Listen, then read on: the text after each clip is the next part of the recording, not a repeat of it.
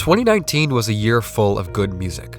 Perhaps it hasn't been the most explosive, but as SoundCloud rap winds down to a slow end of mediocre posthumous releases, and we eagerly anticipate new music from legends like Kendrick, Frank Ocean, and Travis Scott, it's hard to complain about what we got in 2019.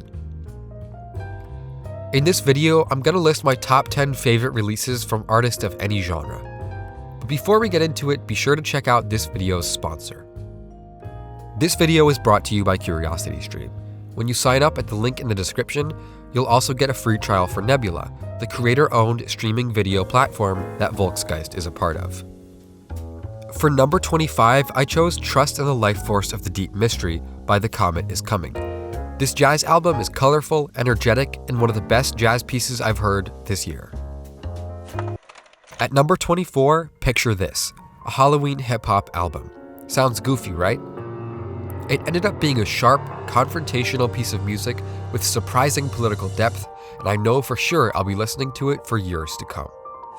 At number 23, The Lost Boy by YBN Cordae is pretty corny, but I liked it a lot anyway. It tells a good story. Cordae is a good rapper and his beats complement his flow well. Everything comes together to create a pretty exciting and interesting album that doesn't stay in one place for too long. You can easily tell where Cordae gets his influences, but his songwriting is strong enough and personal, to where I think it's entirely possible he has a long and successful career ahead of him. At number 22, the greatest downfall of rock music in the 21st century is lethargy. Sound and Fury, however, is a complete rejection of the idea that rock should stand still or mill about aimlessly in search of its glorious past. It may not be Sturgill Simpson's magnum opus, but it's great to see an experiment like this go as well as it did. Simpson is one of the few artists alive who continues to innovate in the area of Americana, and he's doing a great job. Coming in at number 22 is Brockhampton's Ginger. Brockhampton have been through a lot in the last 2.5 years, and Ginger beautifully illustrates their recovery process. The album took a lot of criticism for being too sad, but I think it's a gorgeous record. It's just not saturation, and for a lot of people that might be a problem. Brockhampton may never come together again like they did in the summer of 2017, and that's okay. They're growing up, and sometimes that also means growing apart. At number 20, Dave is only 21 years old, but his debut album Psychodrama is full of meaning and history. One of the biggest struggles experienced by UK rappers is the perception by the rest of the world that the UK isn't nearly as ghetto or hard as the US. But Dave knocks that misconception out of the park with an album that provides a systemic and a visceral look at life in the UK for young black people. It's an amazing debut for an artist who will undoubtedly continue to put his city on the map as his career progresses. In 19th place, Swans are perhaps, accurately to their name, the most animalistic band recording today. Their music speaks to parts of us that we ignore and push down in favor of constructed meaning. We prefer that which makes sense to what we experience in our everyday, and Swans couldn't represent anything further from that. Their music creeps up on you like a wolf in the forest, or pounces like a lion on the plains. It's also more complicated than that as well. Leaving Meaning is one of the most gripping installments in their catalog yet. A harsh, stabbing, glacial collection of sounds and ideas that mixes in with its animism the vicious duplicity of organized human activity, creating music that draws you in while it claws your eyes out. In 18th place, Young Thug albums are difficult. We've been waiting for a great one for a long time, but they always seem to miss the mark, and the charts by a narrow margin. But So Much Fun looked like it was finally going to break the Thugger curse and propel him to the top of the charts and the review lists. And it was successful.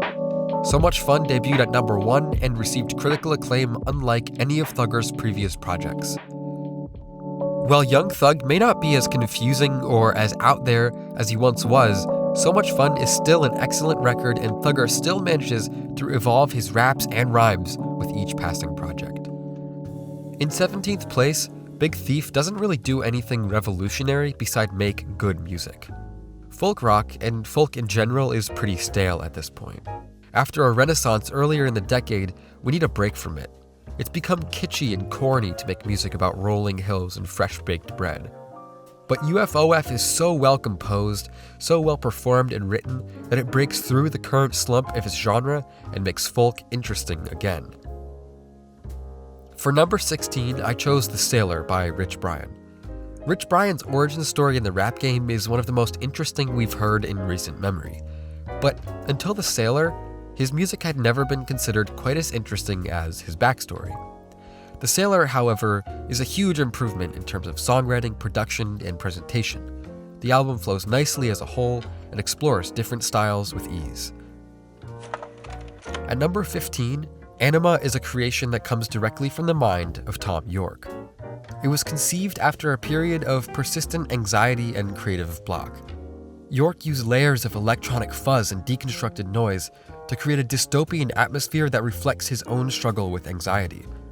Anima is a self-contained universe, a box of stars and planets and cosmic dust represented by wraith-like frequencies and otherworldly pulsing. Only Thom Yorke could be responsible for something as strange as this, and only he will truly ever understand it. In 14th place, Injury Reserve is a trio that made it from nothing. They come from a city with no rap scene, and they themselves have no real business in the rap game. Their origin story is one of unlikely creativity and a DIY attitude, having recorded their first mixtape in a dentist's office. The Injury Reserve sound can perhaps be best summed up as a mix between Death Grips, Brockhampton, and Aesop Rock. Is it boundary pushing or experimental? Not necessarily, but that doesn't stop it from being enjoyable and genuine. Sometimes you don't need to reinvent the wheel to make good music. All you need is to tell a good story and make music that flows. And I think that's exactly what Injury Reserve does best. Flying Lotus earned his status as a legend many years ago, with projects like Cosmogramma and You're Dead. Flamagra isn't just another shot at a classic album, but rather a collection of moments that aim to exhibit creativity in a variety of different ideas.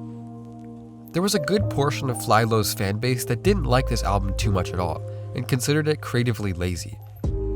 But I think it's still an amazing show of creativity and atmosphere. You don't have to compare all music to what the artist did immediately before, because while 2014's You're Dead may be a career-defining record, Flamagra is still an album full of creative melodies, beats, and features galore.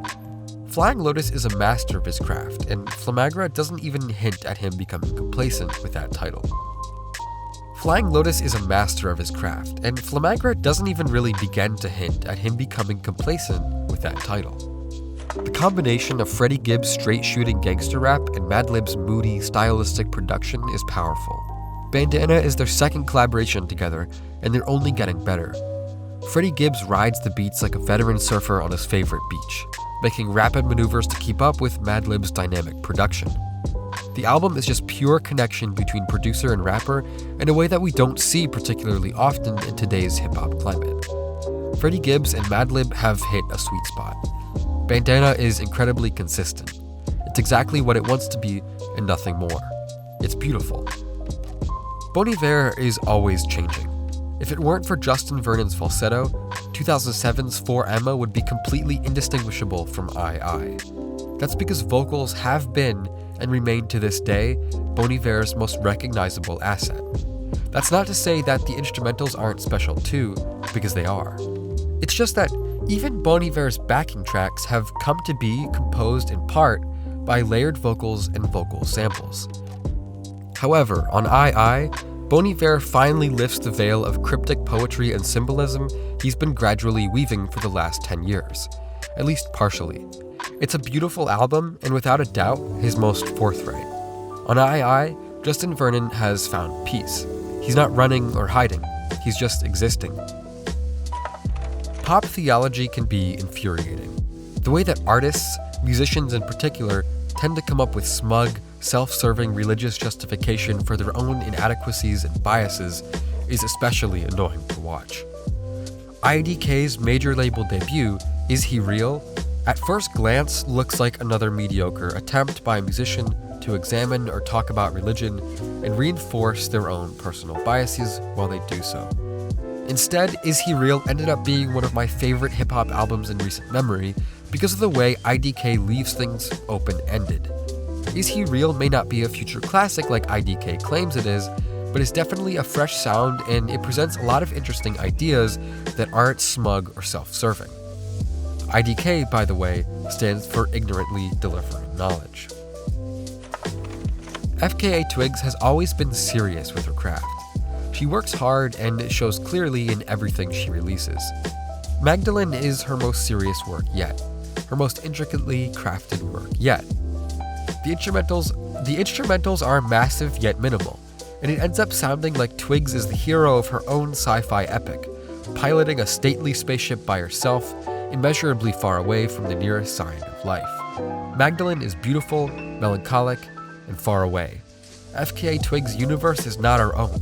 It's a world of original creativity, measured beauty, and quiet danger. Magdelene contains many of the best songs of the last decade. Listening to Nick Cave isn't something you just do. It's a challenge you take on when you want to be shaken to your core. His music triggers our primal fears. It returns us to moments long forgotten and shows us moments that won't come for a long time in the future.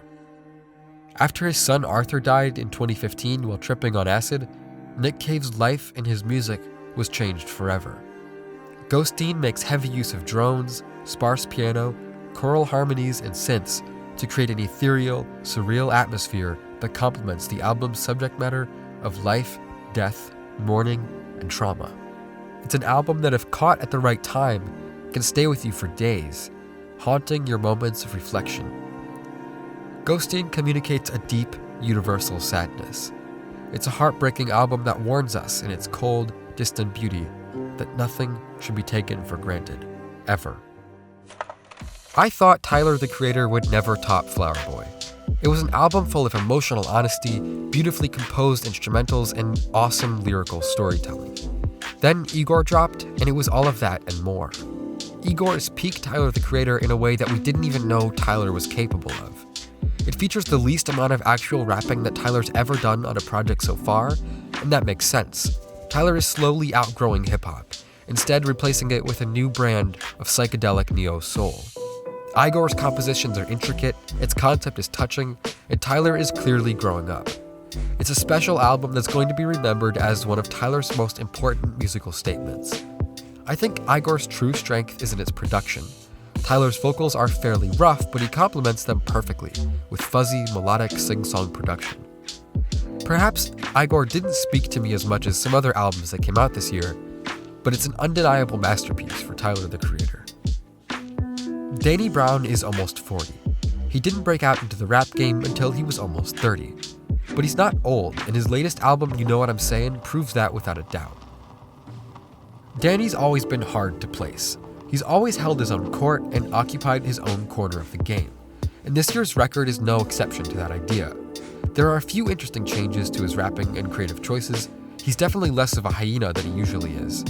On this album, he melts into the beats rather than jumping out of them like a horror movie creature.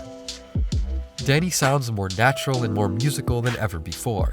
It's a fun album, it's definitely his most listenable music yet, and I'm happy to hear him continue to evolve and reject the idea that rappers have to slow down and take a backseat as they age. He's more dialed in than ever, and this may very well be my favorite work of his yet.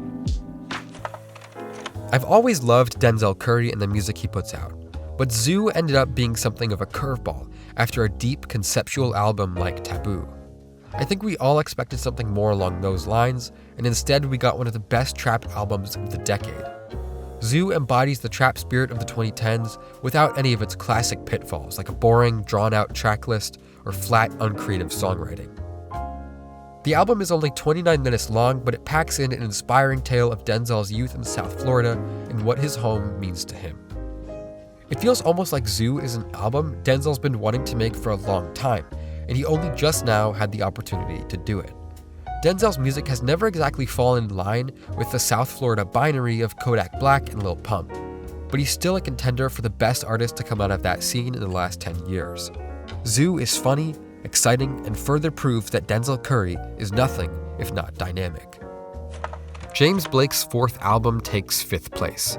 Assume Form presents a few big changes for James Blake, while also remaining authentic to the sound he's crafted over the last decade.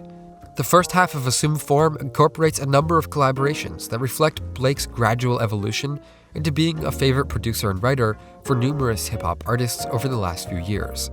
James Blake has worked with Frank Ocean, Kanye, Travis Scott, Kendrick Lamar, and Andre 3000 repeatedly.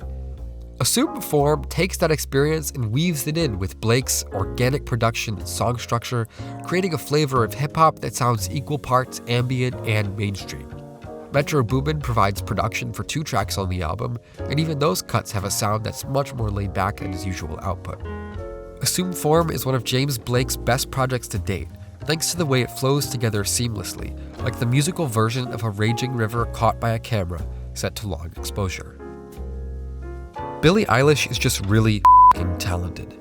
Her music is divisive. People love arguing about it online. But no matter whether you enjoy it or not, it just sounds so good. Billie and her brother Phineas have such a clean, well-oiled creative process. It makes their music sound like it was conceived by producers and writers far older than themselves.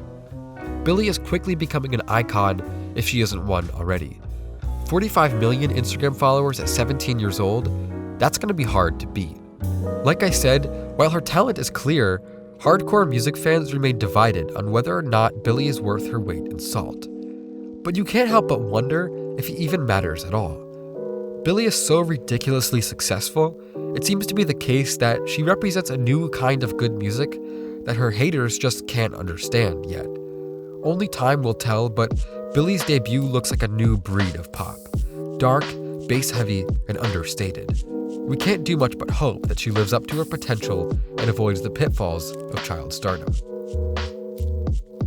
NFR is Lana Del Rey's masterpiece. It's what she's been working towards for the last 7 or 8 years since the release of Born to Die. Between then and now, she's definitely taken some detours, some of which paid off and some of which didn't. But Norman f***ing Rockwell sums up the themes she's danced with for her entire career, without the ridiculous over-stylization of Born to Die and Ultraviolence that made them a niche product, or the overly drawn-out, sludgy pace of Honeymoon and Lust for Life that made them her weakest records and a mid-career low point. NFR features majestic arrangements, effortless vocals, and soft, mellow instrumental choices. It's an album with a consistent message. It's not overbearing, and the key to enjoying it is to appreciate each of the small moments that come together to make up a true modern classic of the 2010s. Lana Del Rey is a defining artist of the last decade, and she deserves every ounce of praise that's been thrown at this album. The main idea between Natalie Merring's Titanic Rising is that reality is collapsing, or at least the reality that makes sense to us.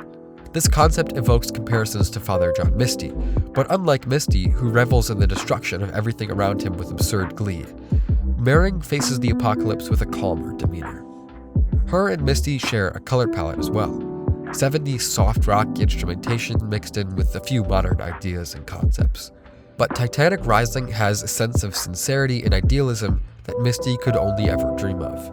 Merring hopes for the best but doesn't lie to herself. Titanic Rising is existential. It's an exploration of the galaxies that exist within our heads, and it's escapism without forgetting. The album is spacious, it's subtle yet grand, it's timeless yet painfully relevant. It wears its influences on its sleeve while sounding wholly original. Titanic Rising is one of the best albums, not only of the year, but of the decade. It offers answers to our deepest existential fears of environmental collapse, growing up as individuals, love and loneliness, technology, and consumerism. Weyes Blood is an immensely talented cultural commentator whose music will go down in history as some of the best to come from the last decade. The imagery, the meaning, and the emotion on Titanic Rising makes it my favorite album of the year. It's an answer to our generation's fears, a satellite floating through space, a sunbeam on the ocean floor. Titanic Rising is a helping hand in the darkness. It is my favorite album of 2019. Any longtime Volksgeist viewer has heard of CuriosityStream. They're the home to thousands of documentaries and nonfiction titles about history, technology, nature, science, and more. They present one of the best streaming deals available at just $19.99 a year or $3 a month. But now this deal has gotten even better, because CuriosityStream has bundled with Nebula. Nebula is a streaming site that I myself am involved with building. New Volksgeist videos go up on there completely ad-free. But more importantly, the thing that really makes Nebula special are the exclusive originals. For example, my good friend Polyphonic has a fantastic series about Led Zeppelin, and there will even be a Volksgeist Nebula original out soon, say in the next month or so. Lots of your favorite creators like Mr. Amazing, Middle 8, and Polyphonic are already on Nebula, and signing up directly supports the educational creator community without the algorithms and AdSense guidelines and frustrating copyright system. So you can get access to CuriosityStream and Nebula for free for a month by going to curiositystream.com/Volksgeist and entering the code Volksgeist.